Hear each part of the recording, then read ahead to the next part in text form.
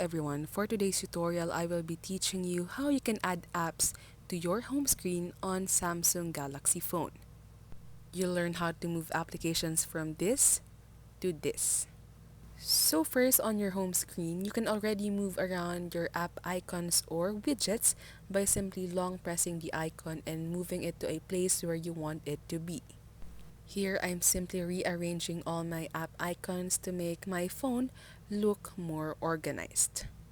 Now, if you don't see a particular application here on your home screen that you want to add, just swipe up your phone and then you'll see all of your available applications here. Just look for the icon of the app that you want to add into your home screen. Long press that icon and then you'll immediately see an option to add it to home screen, just like this.